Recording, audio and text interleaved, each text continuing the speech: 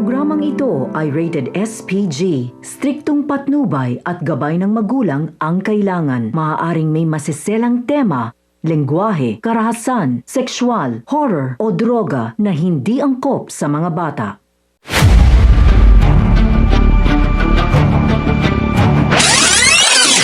Mga kapamilya, sa darating nga na kapistahan ng Quiapo, dito na mangyayari ang matagal na nating pinakahihintay na paghaharap nila Ramon at Tanggol.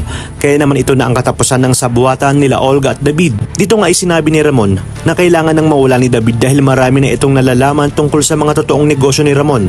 Kaya naman bago pa ito makapagsalita sa Tatay Rigor nito, ay tatapusin na ni Ramon ang buhay ni David.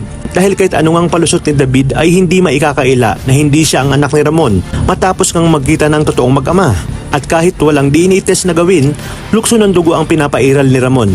Sinabi ni Ramon na kaya pala mainit ang dugo niya kay David dahil anak pala ito ng demonyong si Rigor. Sa kabilang banda, mahihirapan naman si Ramon na makuha ang loob ni Tanggol dahil aaminin ni Ramon kay Tanggol ang buong katotohanan sa pagkatao nito, kaya dito ay galit na galit itong si Tanggol kay Ramon dahil sa ginawa nga ito sa kanyang nanay Tess.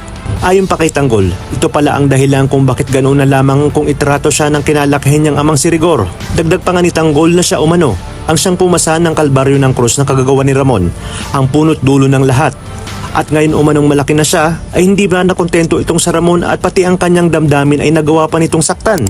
Matapos nga nitong kunin sa kanya ang kanyang pinakamamahal na si Mokang.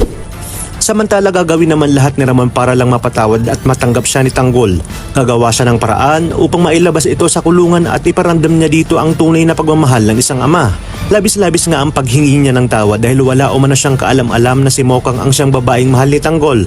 At lahat umano ito ay nangyari dahil sa kagagawa ni na Olga at David, kung saan pinaniwala siya ni David na kanyang tunay na anak. Kaya naman ipinangako niya na gagawin niya ang lahat upang pagbayarin sina Olga at David, lalong-lalo na umano si Rigor na siyang dahilan ng kanyang pagkakakulong at tagpahirap kay Tanggol. Kaya naman kahit ayaw ni Tanggol ay madalas siyang dadalawin ni Ramon sa kulungan habang ginagawa ng paraan na makalabas ito sa bilangguan. Dito nga ay unti-unting maiiba ang pakikitungo ni Tanggol kay Ramon dahil sa mga ginawa ni Ramon sa kanya dito. Mararamdaman ni Tanggol ang pagmamahal ng isang ama na hindi niya nga naramdaman kailanman kay Rigor. Maya-maya pa ay hindi inaasahan na magkakasabay ng pagdalaw sina Tinding, Tess at Ramon kay Tanggol. Kaya naman nang makita ni Tess si Ramon ay ganoon na lamang ang kanyang takot dahil maaalala ni Tess ang kahayupang ginawa nito sa kanya. Sa inyong palagay, magagawa kayang sabihin ni Tess kay Rigor na buhay pa si Ramon na siyang mas lalong kakasiklab ng galit ni Rigor? Kaya naman kapamilya, kapit lang dahil marami pa tayong dapat abangan dito lang sa pambansang teleserye ng Sambayanan, ang FPJ's Batang Quiapo.